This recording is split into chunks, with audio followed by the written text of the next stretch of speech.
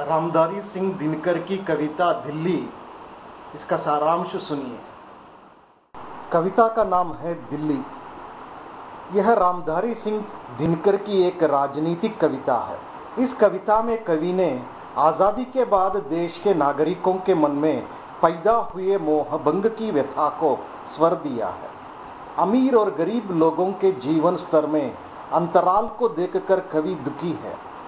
देश में एक और गरीबी है, भूख और लाचारी है, दूसरी ओर अमीरी और धन का दिखावा है।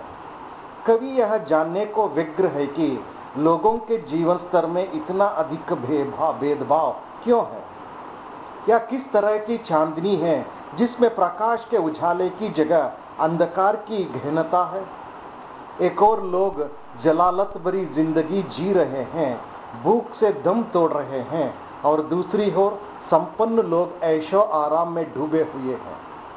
कवि सत्ता को फटकारते हुए कहता है कि देश में चारों ओर जब अन्न की इस कदर कमी है तो देश के जिम्मेदार सत्ताहीन लोग धन वैभव के प्रदर्शन में कैसे लिप्त रह सकते हैं। कवि इसे नियति की विडंबना मानता है कि एक और अमावस्या की अंधेरी रात है और दूसरी ओर चमचमाती चांदनी, अर्थात धनाढ्य लोगों के लिए मौज मस्ती है, ऐशाई है, और गरीब दयनीय हाल में जीने को अभिशप्त है। लोगों की किस्मत में यह विडंबना है या अस्पष्ट धुंधलापन क्यों है। कवि परेशान है कि पूरे देश में मरघट का माहौल है, चारों ओर मौत का मातम है, लोग भूखों मर रहे हैं। ऐसे में दूसरा वर्ग समृद्धि का दिखावा कैसे कर लेता है। देश में जब भूख, गरीबी और दरिद्रता का आलम है, समाज का एक वर्ग मरसिया है। मरसिया का मतलब मौत के बाद गाया जाने वाला शोक गीत है, दुख और तकलीफ से पस्त है। ऐसे में दिल्ली अर्थात सत्तासीन लोगों को अपनी सत्ता का उत्सव मनाने की कैसी सूझती है। यहाँ कवि धनवानों की संवेदनहीनता के प्रति अपनी व्यथा जाहिर करता है।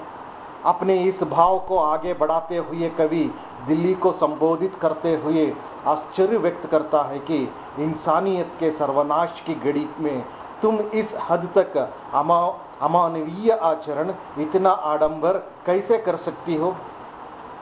हम अपने घावों को सतलज नदी के शीतल पानी से धोने में लगे हुए हैं। शत्रु द्वारा दिए गए घावों पर अभी मलहम भी नहीं लग पाया, और तुम्हें हमारे घावों पर नमक छिड़काने में अर्थात हमारी तकलीफ खुदेरने में मजा आने लगा। इस समय जब पूरा देश अस्त व्यस्त है, चारों ओर उजाड़ खंड सी स्थिति है, ऐसे में तुम्हें सजने संवारने की कैसे सूझ रही है। यह तो शमशान में श्रृंगार करने जैसी बात हुई। कवि आम जनता का प्रतिनिधित्व करते हुए कहता है कि हमारे किस्मत में महल का सुख कहाँ। हम हवा महल की मांग भी नहीं कर रहे, लेकिन प्राणों को अन्न का सहारा तो मिले।